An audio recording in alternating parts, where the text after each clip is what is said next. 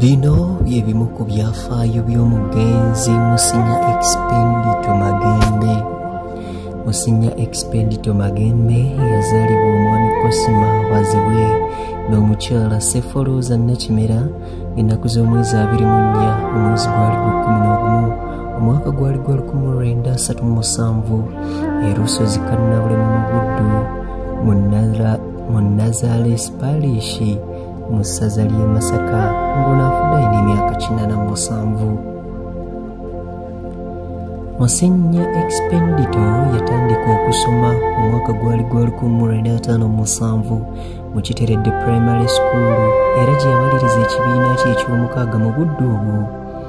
Oluvannyuma yeegatta ku ba Brothers Bannakalooli ng'eno yakulumbulayo emyaka 8 beddu okuva mu 1960 gwe wamma okutuuka ku 1968 kyokka yabangukirayo n'obusomesa. Mu mwaka gwali gwa 1967 yasaba ku seminaali y'e Katigondo okusoma obusasereduuti era nga yafuna dipulooma mu philosophy kyokka okuva mu mwaka gwa 1971 okutuuka mu mwaka gwa 1973 yagenda eggaba mu seminaali yo eno nayo n'akongolayo dipulooma mu theology.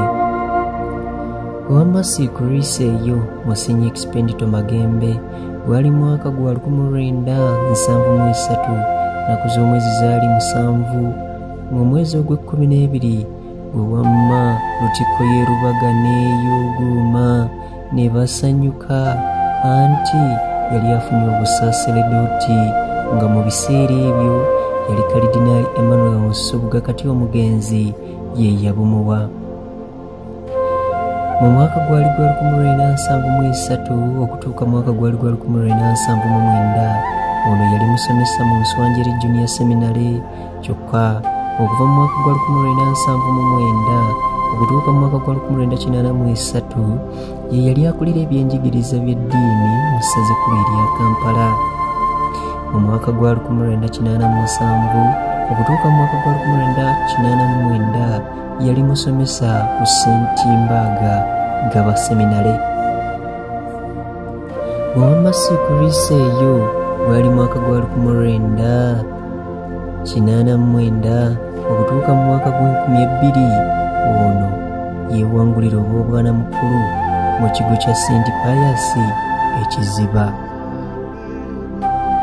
Okuva mu 2000 okutuuka mu 2025 Musinya Expedito Magembe kati omugenzi abadde Director wa Mount Zion Bukalango ekifo ekyo awasabirwa.